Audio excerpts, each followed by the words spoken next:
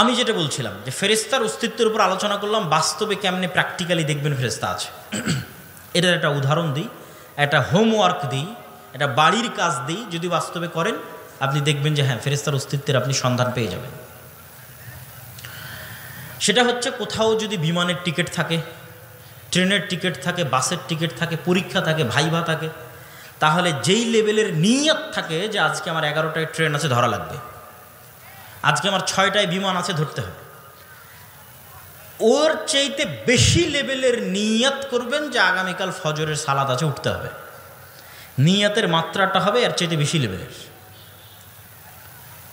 Plane থাকলে, বিমান থাকলে, বাস থাকলে যেই লেভেলের নিয়ত হয় ধরা লাগবে, পরীক্ষা থাকলে, ভাইভা থাকলে তার চাইতে বেশি লেভেলের নিয়ত হবে যে আপনি ফজরের সালাত আদায় করবেন আগামীকাল। এখন আগামীকাল ফজরের সালাতে উঠবেন, তো আমরা ফেরেশতার অস্তিত্বের পরীক্ষা নিব, তাই না? তো ফেরেশতার অস্তিত্বের যেহেতু পরীক্ষা নিব, তাহলে তার মানুষকে বলার দরকার নাই যে ভাই, আব্বা, আম্মা, ভাই, বোন, যে আমাকে একটু ফজরে উঠিয়ে দিয়ে। উঠানোর জন্য তো আল্লাহর ফেরেশতা আছে, আপনাকে উঠানোর জন্য আল্লাহর ফেরেশতা আছে, তার মানুষকে বলার কি দরকার? মোবাইলে অ্যালার্ম দেওয়ারও দরকার নাই। মোবাইলে অ্যালার্ম কেন দিবেন? ফেরেশতা তো আছে। আপনি ফেরেশতার একটু নিকটবর্তী হন, দেখেন যে বাস্তবে ফেরেশতা আপনাকে উঠিয়ে দেয় কিনা। আল্লাহ সুবহানাহু ওয়া তাআলার ফেরেশতা নিয়োজিত আছে। তো রাসূলুল্লাহ সাল্লাল্লাহু আলাইহি সাল্লাম অসংখ্য হাদিসে বলছেন, কেউ যদি উজু অবস্থায় ঘুমায়, কেউ যদি আয়াতুল কুরসি পড়ে ঘুমায়, ঠিক আছে, ঘুমানোর যে সুন্নাতগুলো আছে এগুলো পালন করে ঘুমায়, তাহলে তার মাথার কাছে ফজর পর্যন্ত একজন ফেরেশতা বসে থাকে। বলেন আল্লাহু আকবার। এবার আপনি পরীক্ষা নেন যে ফেরেশতা বসে আছে আপনার মাথার কাছে। নিয়ত শুধু হবে ওই লেভেলের, আর কিচ্ছু করা লাগবে না। ব্যাস, মানুষকেও বলার দরকার নেই, অ্যালার্ম দেওয়ার দরকার নেই, ঠিক সময়ে ফেরেশতা আপনাকে উঠিয়ে দেবে। আপনি পরীক্ষা করে দেখেন কিভাবে উঠিয়ে দিবে, সেটার পরিবেশও ফেরেশতা তৈরি করবে। আল্লাহ এভাবেই তাদের দায়িত্ব দিয়ে রেখেছে। এখন মশার কামড়ে আপনাকে উঠিয়ে দিবে না, বৃষ্টি ঝড়ের আওয়াজে আপনাকে উঠিয়ে দিবে না, অন্যদিন শয়তানের পর্দার কারণে আজান কানে ঢোকে না, তো আজকে ফেরেশতা বসে আছে, তো শয়তানের পর্দা কান থেকে সরে গেছে, ডাইরেক্ট আজানই কানে ঢুকে যাবে। আল্লাহু আকবার। তো আজান শুনে উঠে যাবে। আপনি দেখেন পরীক্ষা করে। আর শয়তান আছে কিনা তা পরীক্ষা করবেন কেমনে? যে শয়তান যে আছে, এবং এই আপার লেভেলের মেশিন কালবকে নিয়ে যে শয়তান খেলাধুলা করে, কালব পরিবর্তনশীল, এত উচ্চ প্রযুক্তির মেশিন এটা যে প্রতি সেকেন্ডে পরিবর্তন হয়, ধরা পাওয়া যায় না, কন্ট্রোলে রাখা যায় না, খুব ভয়ঙ্কর। তো আপনি 2 রাকাত সালাত আদায়ের নিয়ত করেন যে না 2 রাকাত সালাত আদায় করব, খুব কঠোর প্রস্তুতি নিয়ে, একদম ভয়ঙ্কর সিদ্ধান্ত নিয়ে 2 রাকাত সালাতে দুনিয়ার কোনো কথা মনে করব না। উজু করে নতুন জামা কাপড় গায়ে দিয়ে একাই এক আলাদা ঘরে লাইট বন্ধ করে দিয়ে, কোনো রকমের ডিস্ট্রাকশন নাই, মনোযোগ বিচ্ছিন্ন হতে পারে এরকম কিছু নাই, ফোন নাই, কিচ্ছু নাই, ছেলে মেয়ে নাই, নির্জন এলাকায় চলে গেছে। 2 রাকাত সালাত আদায় করবেন যেন দুনিয়ার কথা মনে না পড়ে। এবার 2 রাকাত সালাতে দাঁড়ানোর 5-10 সেকেন্ডের মধ্যেই আপনার অজান্তেই দুনিয়ার কথা ভিতরে ঢুকে গেছে, আপনি ধরতে পারেননি কিন্তু এখনো। 2-5 সেকেন্ড, 10 সেকেন্ড, 20 সেকেন্ড যাওয়ার পর আপনার মনে পড়ছে, আরে আজকে তো সালাতে দাঁড়িয়েছিলাম, দুনিয়ার কথা মনে করবো না, তো মনে তো করা শুরু করে দিয়েছি। ঘটনা কি? এটাই শয়তান। রাসূল সাল্লাল্লাহু আলাইহি ওয়াসাল্লাম বলছেন, ইখতালিসুহু শাইতান, শয়তান সালাতের মধ্যে মানুষের অন্তরকে ছিনিয়ে নিয়ে চলে যায় একদিকে, এটাই শয়তান। তাহলে শয়তানের অস্তিত্ব, ফেরেশতার অস্তিত্ব আপনার ছেলের চেয়েও সত্য, আপনার বাবা মায়ের চেয়েও সত্য। আপনার বাড়িতে আপনি কাকে জায়গা দিয়েছেন সেটা চিন্তা করেন। বাড়িতে যদি ছবি থাকে, বাড়িতে যদি মূর্তি থাকে, কুকুর থাকে, বাড়িতে যদি সালাম দিয়ে না ঢুকেন, বাড়িতে যদি কোরআন তেলাওয়াত না হয়, তাহলে ওই বাড়িতে সবসময় কে আছে? শয়তান আছে। পেশাবের যত্ন নেয় না, পরিষ্কার পরিচ্ছন্ন থাকে না, ঠিক আছে, ওরা সব মুতাহহারুন, ফেরেশতাদের পেশাব নাই, পায়খানা নেই, সব পবিত্র। তাহলে যে পেশাবের যত্ন নেয় না, উজু করে না, নামাজ পড়ে না, ওর কাছে ফেরেশতা থাকবে? জীবনও না। যে অজু ভাঙলে উজু করে, ওর সাথে ফেরেশতা থাকবে। অথবা অন্তত যে 5 ওয়াক্ত সালাত আদায় করে, পেশাব থেকে বেঁচে থাকে, পেশাব থেকে পবিত্র থাকে, ফরজ গোসল হলে গোসল আদায় করে, এর সাথে ফেরেশতা থাকবে। বরকতের ফেরেশতা, রহমতের ফেরেশতা। আর ফেরেশতা কেন্দ্রিক কত অসংখ্য হাদিস আছে রাসূলুল্লাহ সাল্লাল্লাহু আলাইহি ওয়াসাল্লামের। কেউ যদি মসজিদে সালাত আদায় করে সালাতের জায়গাতেই বসে থাকে, তো না ওঠা পর্যন্ত ফেরেশতার জন্য দোয়া করতে থাকবে। কেউ যদি অসুস্থ ভাইকে দেখতে যায়, তাহলে তার জন্য ফেরেশতা দোয়া করতে থাকবে ইস্তেগফারের, তার অসুস্থ ভাইকে দেখতে যাওয়ার জন্য। ওই ব্যক্তি অসুস্থ ভাইকে দেখতে গেলে এই কারণে। কেউ যদি জুমার দিন মসজিদে যায়, তাহলে ফেরেশতারা দরজায় বসে থাকে, কে আগে আসতেছে তার নাম লেখার জন্য। তারপরে যখন খতিব সাহেব মেম্বারে উঠে তখন খাতা বন্ধ করে দিয়ে তারাও বক্তব্য শোনার জন্য বসে যায়। কোথাও যখন মানুষ একত্রিত হয় আল্লাহর নাম উচ্চারণ করার জন্য, তখন পৃথিবীতে কিছু ফেরেশতা আছে 24 ঘন্টা ভ্রমণ করতেছে, কে কোথায় আল্লাহর জিকির করতেছে, স্মরণ করতেছে, ওরা তখন ওখানে একত্রিত হয়ে যায়। আল্লাহ যদি চায়, আমাদের নিয়ত যদি ঠিক থাকে, তাহলে এখানে হাজার হাজার শত শত ফেরেশতা আছে। সম্মানিত উপস্থিতি, এই জন্য ঈমান বিল গায়েবকে মজবুত করতে হবে, ইয়াকিনের লেভেলে নিয়ে যেতে হবে। অদৃশ্যের উপর বিশ্বাস, আল্লাহর উপর বিশ্বাস, আল্লাহর নূরের উপর বিশ্বাস, ফেরেশতার উপর বিশ্বাস, পরকালের উপর বিশ্বাস। পরকাল মানে মৃত্যুর পর পুনরুজ্জীবন, এটাই পরকাল। মৃত্যুর পর পুনরায় জীবিত করা, এটাই পরকাল। আর মৃত্যুর পর পুনরায় জীবিত করা এটা আল্লাহর কাছে এত সহজ, এত সহজ, এত সহজ যে আল্লাহ দুনিয়াতেই দুইজন মানুষকে মৃতকে জীবিত করার ক্ষমতা দিয়ে দুনিয়ার মানুষকে দেখাবেন, দেখো মৃতকে জীবিত করা কত সহজ। আর তুমি বিশ্বাস করছো যে আমি মৃতকে জীবিত করতে পারবো না? তার একজন চলে গেছে, ঈসা আলাইহিস সালাতু ওয়াস সালাম, এইভাবে এক খাবল কাদা নিয়ে এইভাবে ফু দিতেন, বিইজনিল্লাহ, বিসমিল্লাহ, ওই এক খাবল কাদা থেকে পাখি হয়ে আকাশে উড়ে চলে যেত। মৃত মানুষের গায়ে হাত দিয়ে বলতেন বিইজনিল্লাহ, বিসমিল্লাহ, জীবিত হয়ে যাও, জীবিত হয়ে যেত। আর আরেকজন এখনো আসেনি, বাকি আছে, সেটা হচ্ছে দাজ্জাল। দাজ্জালকে আল্লাহ ক্ষমতা দিবে, এইভাবে দাজ্জাল দেখাবে যে আমি আল্লাহ, বিশ্বাস করছো না? আমি রব, বিশ্বাস করছো না? তোমার দাদা কই? বলে আমার দাদা আজ থেকে 15-20 বছর আগে মারা গেছে। ঠিক আছে, তোমার দাদাকে নিয়ে আসতেছি। কবরস্থান থেকে মানুষের দাদা উঠে আসবে। তোমার আব্বা কই? বলে আমার আব্বা আছে 2 বছর আগে মারা গেছে। ঠিক আছে, তোমার আব্বা আসতেছে। কবরস্থান থেকে আমার আব্বা উঠে। তোমার আম্মা কই? তোমার আম্মা 10 বছর আগে। তোমার আম্মা কবরস্থান। তোমার দাদি কই? আরে দাদা, দাদি, বাবা, মা সব কবরস্থান থেকে উঠে এসেছে, জ্যান্ত জীবন তোর সামনে কথা বলতেছে। এই ফিতনা হচ্ছে দাজ্জালের ফিতনা। তাহলে দুনিয়াতে মানুষই মানুষকে জীবিত করবে আল্লাহর অনুমতিতে, ডাল ভাতের মতো। এটা আপনার কাছে আশ্চর্য মনে হচ্ছে? ঠিক আজ থেকে 100 বছর আগে যদি মহাদেবপুরে কেউ বক্তব্য দিয়ে গেছে, যদি দিয়ে গিয়ে থাকে, এরকম 500-1000 মানুষ যদি বসে থাকে, আর যদি বলে থাকে যে এখানে কথা বললে সরাসরি আমেরিকায় শোনা যাবে, তো এরকমই হেসেছে, এই কিরে আমি এখন কথা বলবো আমেরিকায় শোনা যাবে, পাগল নাকি? আর এখন আপনারা দেখতেছেন যে আপনি কথা বলছেন, ইংল্যান্ড আমেরিকায় শোনা যাচ্ছে, ওই যে মোবাইল।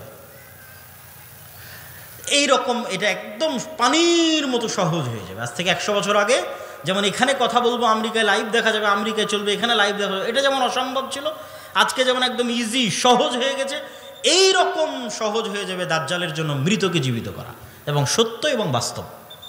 আর এরকম সহজ আল্লাহ করে দিয়েছিলেন ঈসা আলাইহিস সালামের জন্য মৃতকে জীবিত করা, সহজ এবং বাস্তব, যাতে মানুষের ঈমান ইয়াকিন হয় যে আমরা মরলে আল্লাহ আমাদের কি করতে পারবে? বলেন তো কি করতে পারবে? জীবিত করতে পারবে।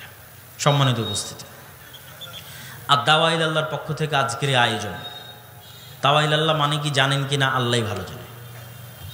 দাওয়া ইলাল্লাহর সবচেয়ে বড় কাজ হচ্ছে দেশব্যাপী মক্তব প্রতিষ্ঠা করা, মসজিদ ভিত্তিক দাওয়াতি কাজ করা। সেই মক্তব প্রতিষ্ঠা করতে গিয়ে আমরা ইতিমধ্যে ট্রেনিং সহ প্রায় 600 মক্তব পরিচালিত হচ্ছে, বলেন আলহামদুলিল্লাহ। যে 600 মক্তব জামিয়া সালাফিয়া ডাঙ্গিপাড়া পাওয়া রাজশাহীতে 600 মক্তবের ইমামেরা গেছে, ট্রেনিং নিয়েছে, মক্তবের শিক্ষার্থীদের বই দেওয়া হয়েছে, তাদের যাতায়াত খরচ দেওয়া হয়েছে, থাকা খাওয়ার খরচ বহন করা হয়েছে, প্রশিক্ষণের খরচ বহন করা হয়েছে।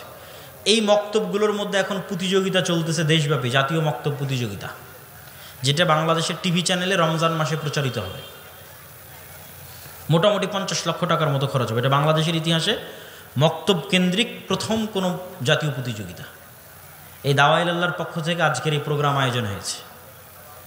তো এই প্রোগ্রাম আয়োজনের ক্ষেত্রে আপনাদের স্বতঃস্ফূর্ত সহযোগিতা, হয়তো স্বেচ্ছাসেবক ভাইয়েরা আপনাদের মধ্যে যাবে, আমি যাওয়ার জন্য দত্ত আহ্বান জানাচ্ছি। আমি আপনাদের স্বতঃস্ফূর্ত সহযোগিতা কামনা করি। কেন? যেমন পৃথিবীতে প্রত্যেকটা কাজের পাল্টা প্রতিক্রিয়া থাকে, এই প্রত্যেকটা কাজের প্রতিক্রিয়া আপনি কিয়ামতের মাঠে পাবেন। পৃথিবীতে কোনো কিছু হারায় না। বিজ্ঞানীরাও বলতেছে পৃথিবী থেকে কোনো কিছু ধ্বংস হয় না, শুধু পরিবর্তন হয়। ওই কাঠ জ্বালালেন ওটা ছাই হয়, হারিয়ে যাবে না, কোনো না কোনোভাবে থাকবে। তো আপনি এখানে 1 টাকা দান করবেন, এটা হারিয়ে যাবে না, এটার প্রভাব কিয়ামতের মাঠে দেখা যাবে। আর কিয়ামতের মাঠে টাকার যখন খুব দরকার পড়বে তখন টাকা নাই। যেমন দুনিয়াতে কেস, কোর্ট, কাছারি, মামলা, মোকদ্দমা অনেক টাকা খরচ হয়ে যায়। তো দুনিয়ার আদালতেও তো কেস লাগবে, মানুষ যে কেস দিবে, মামলা দিবে যে আল্লাহ আমার এত টাকা মারে খাইছে, অমুক করেছে, তুমুক করেছে, তখন তো টাকা লাগবে জরিমানা দেওয়ার জন্য, পরিশোধ করার জন্য। কখন কার নামে গীবত করেছেন পরিশোধ তো করতে হবে। যদি টাকা না থাকে তাহলে ওর গুনাহের ভাগ নিয়ে পরিশোধ হতে হবে। আর যদি আগে থেকেই ব্যাংক ব্যালেন্সে ভালো টাকা, যেমন দুনিয়াতে যদি মোটামুটি আপনার ভালো টাকা থাকে মামলা মোকদ্দমা পরিচালনা করা সহজ হয়, তো আগেই আপনি পরকালের ব্যাংক ব্যালেন্সে ভালো টাকা পয়সা জমা করে গেছে, কিয়ামতের মাঠে যখন বিপদে পড়বেন সেগুলোই কাজে লাগবে। আর দুনিয়ার ব্যাংক ব্যালেন্সে টাকা রাখলে আর কতটুকুই বা বাড়বে? আল্লাহর কাছে টাকা রাখলে আল্লাহ সুবহানাহু ওয়া তাআলা 1 গুণ, 10 গুণ, 700 গুণ তার চাইতেও বেশি আল্লাহ সুবহানাহু ওয়া তাআলা বাড়াতে পারে। আল্লাহু আকবার।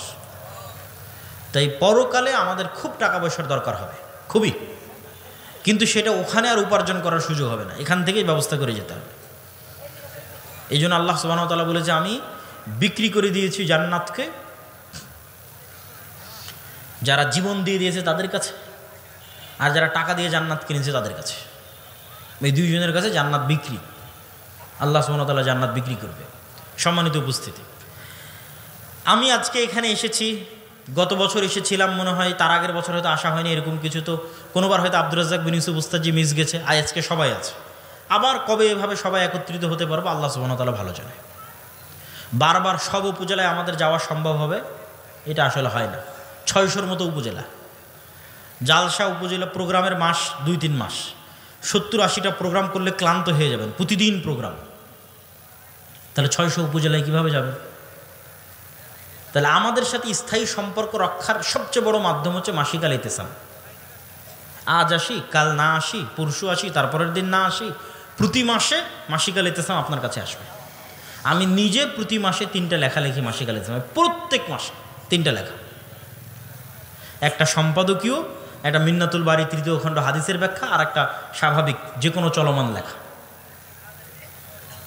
এত ব্যস্ততার মধ্যে 3টা লেখা কন্টিনিউ করতে হয় আপনাদের জন্য। তা আপনারা যদি মাসিক আল ইতিসাম না নেন তাহলে যে আজকের আপনাদেরকে আমার দেখা, আমার আপনাদের দেখা এই পর্যন্ত শেষ। আর যদি মাসিক আল ইতিসামের গ্রাহক এবং এজেন্ট হয়ে যান, 1 বছর সমান মনে হয় 450 কি 500 টাকা লাগে। 1 বছর মানে পুরো 1 বছরের টাকা মাত্র 500 টাকা দিবেন, 12 মাস আপনার ঠিকানা আসতে থাকবে। এটা হলো আমাদের সাথে স্থায়ী সম্পর্ক। আর আমাদের লিখিত যে বই পুস্তকগুলো আছে সেগুলো মোটামুটি আমাদের জ্ঞান আপনাদের কাছে পৌঁছে দেওয়ার একটা মাধ্যম। সেটা আমার লিখিত বই হোক, ফিলিস্তিন হোক, শায়েখ আব্দুর রাজ্জাক বিন ইউসুফের বই হোক, সালাত হোক, দোয়া হোক, অথবা আমার আম্মার লিখিত বই হোক, এগুলোকে মূল্যায়ন করার চেষ্টা করবেন। আমাদের ছাত্রদের একটা পত্রিকা আছে কিশলয়, আমাদের ছাত্ররা বের করে, ওর ডিজাইন থেকে শুরু করে লেখনী থেকে শুরু করে সবই আমাদের ছাত্রদের, সেটাকে মূল্যায়ন করার চেষ্টা করবেন। সাক্ষাৎ করতে চাইছিল আপনাদের সঙ্গে, আমরা এটা নিষেধ করছি। ঠিক আছে। তো আদ-দাওয়া ইলাল্লাহর সাথে সম্পৃক্ত হওয়া, মসজিদগুলোকে, মক্তবগুলোকে, কেন এখানে যাতায়াত খরচও আমরা দিচ্ছি, শিক্ষার্থীদের বইও আমরা দিচ্ছি, প্রশিক্ষণও আমরা দিচ্ছি, সবই আমাদের, প্রতিযোগিতা আয়োজন করতে আমরা আসতেছি। তাহলে কেন আপনারা পিছিয়ে থাকবেন? আকিমুল ভাইয়ের সাথে যোগাযোগ করে যত বেশি সম্ভব মক্তবের শিক্ষকদের আমাদের ট্রেনিংয়ে পাঠান এবং মসজিদগুলোর মক্তবের মান উন্নয়নে আমাদেরকে সহযোগিতা করার সুযোগ দেন। পাশাপাশি যে দিনী শিক্ষা প্রতিষ্ঠানগুলো আছে সেগুলোকে আল জামিয়া সালাফিয়ার সাথে সম্পৃক্ত করেন। আল জামিয়া সালাফিয়া বর্তমান বাংলাদেশের শিক্ষা গুণে, মানে, আয়তনে, ছাত্র সংখ্যায়, বিদেশি শিক্ষকে সব দিক থেকে টপ 5, টপ 10-এর মধ্যে একটা প্রতিষ্ঠান হবে, যেটা আপনারাও খুব ভালোভাবে জানেন। অতএব জামিয়া সালাফির সাথে সম্পৃক্ত হওয়া, দাওয়া ইলাল্লাহর সাথে সম্পৃক্ত হওয়া, এগুলো আমাদের এবং আপনাদের খুব জরুরি কর্তব্য। আল্লাহ সুবহানাহু ওয়া তাআলা আমাদের এবং আপনাদের কবুল করুক। আবারও আগামী বৃহস্পতিবার, শুক্রবার সালাফি কনফারেন্সের দাওয়াত দিয়ে আজকের সংক্ষিপ্ত বক্তব্য এখানেই শেষ করছি। ওয়া আখিরু দাওয়ানা আনিল হামদুলিল্লাহি রাব্বিল আলামিন।